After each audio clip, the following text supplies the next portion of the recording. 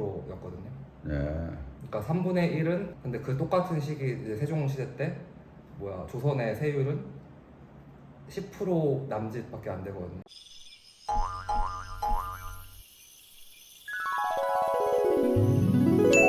세금하고 땅 사용하는 것도 좀 공부하셨나요? 전 국가가 이제 강하다는 거를 저는 이제 경제력으로 사실 보는 측면이 있거든요. 그러니까 예를 들어서 이제 세금이 얼마나 거쳤냐가 국가에 제일 중요한 거잖아요. 근데 조선 같은 경우는 이제 일본에 비해 세금이 일본 같은 경우는 센코쿠 시대, 그러니까 전국 시대에 그러니까 이제 오다 노부나가가 통일하기 이전에 농민들의 세율이 66%였거든요. 네. 그러니까 3분의 1은 다이묘한테 주고 3분의 1은 또 쇼군한테 주고 3분의 1로 먹고 사는 거예요. 갖고 있는 거. 근데 그 똑같은 시기 이제 세종시대 때 조선의 세율은 10% 남짓밖에 안 되거든요. 그렇게 낮아요. 네, 그러니까 거기도 조선 같은 경우는 등급을 6등급으로 네. 나눴거든요. 1440년대. 네. 그래서 제일 그러니까 포출이 많은 땅은 많이 20두를 받고 제일 약한 데는 4두를 받아가지고. 그런 거 있었어요. 네. 그러니까 비옥한 땅을 가진 사람은 10몇 프로까지 내지만 네. 그렇지 않은 사람은 거의 10%가 안 되게 세금을 받았거든요. 땅의 생산율에 따라. 네.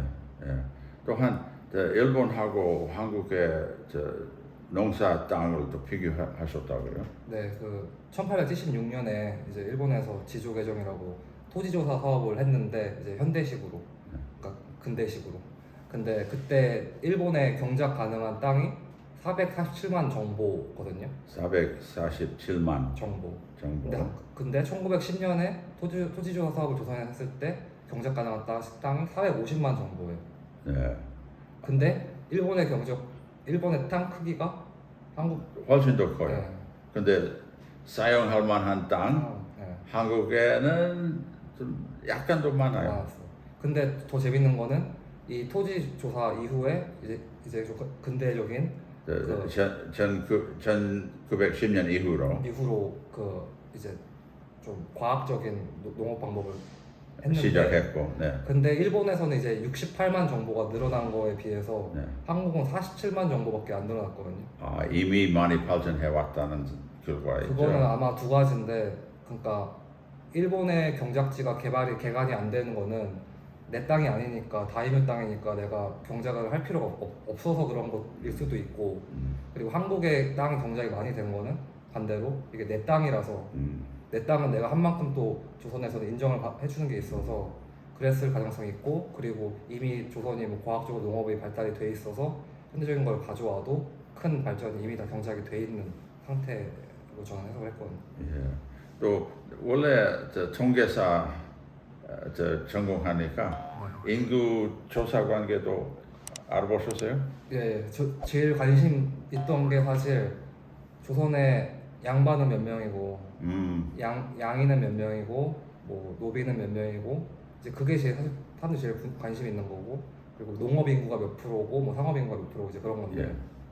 제가 봤던 거는 1909년에 이제 민족조사라고 인구조사 센서스를 했는데 그 기록이 이제 통계로 돼 있어요. 데이터베이스로 고대 이현창 교수님이 한 게 있는데, 거기에 나온 양반의 수가 전체 1,300만 인구 중에서 2%거든요. 1.97%거든요. 그밖에 안 돼요. 네. 네.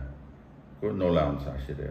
그리고 전국이 4,397개의 면이 있었는데 전국에 네. 그 중에서 41%의 면에는 양반 가구가 하나도 없어요. 그래요? 네. 저 평민들 다 다 갖고 평민밖에 없어요. 그러니까 그런 동네는 양반을 볼 수가 없는 동네인 거죠. 네. 재밌네요. 그리고 양반들은 또 특정 이제 충청도나 이제 경상도에 밀집돼서 사는 경향이 있었고. 네.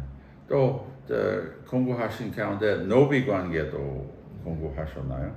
네, 노비 같은 경우는 저는 재산권에 굉장히 관심이 많아가지고, 노비가 제가 이제 봤던 거는 분재기가 많이 있어요. 노비들의 분재기가 많이 있어요. 근데 노비들 중에서는 이제 글을 쓸 수 없어서 자기 손바닥으로 있죠. 하는 게 있거든요. 이렇게 하는 거.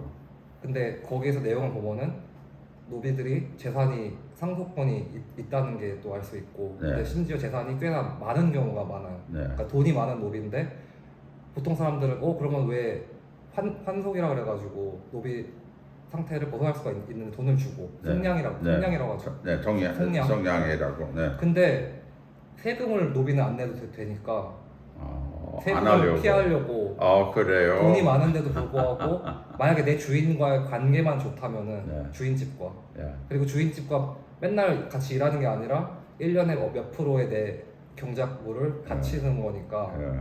그 컨트랙이 있더라고요 사회적으로. 재미네요. 네. 노비는 노비를 소유하다는. 노비는 또 성공적으로 출세한 노비도 있다고 들었는데. 일단 아마 제일 유명한 케이스가 두 가지 케이스가 있는데 이제 뭐 노비라고 말할 수는 있을지 모르겠지만 천민 출신의 이제 장영실이 뭐 이제 대우군이라 그래가지고 벼슬을 받고 태종 때 사실 발탁이 됐어요. 사람들이 태종이랑 이제 발탁을 된 줄 알았는데 사실은 태종이 등용을 한 거고 그 당시 이제 과학의 발전을 많이 이룬 장영실이 제일 유명하고 근데 재밌는 케이스가 하나 있는데 바로 전쟁 때 임진왜란 때 때. 백사 이항복이라고 네. 이제 하는가 오성과 하는 거기에서 유명하신 이제 백사 이항복의 몸종 그러니까 서번트인데 그게 아마 그러니까 노비라고 저는 생각을 하는데 그분이 그 메시지 전달 그러니까 편지 전달을 처음에 굉장히 잘 하셨는데 그래서 선조가 이 사람에 대해서 이제 노비를 면천을 시켜줬거든요. 그 사람이 근데 이름을 줬어요 그 사람한테. 그 사람한테 준 이름이 충신.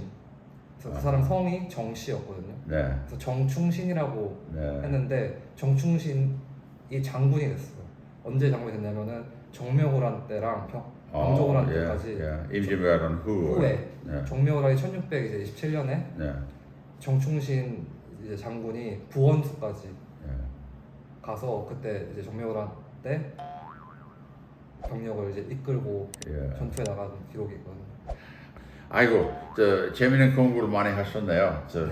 이번에 책도 나오고 또한 앞으로 좋은 공부를 많이 하는 것 좀 제가 기대하겠습니다.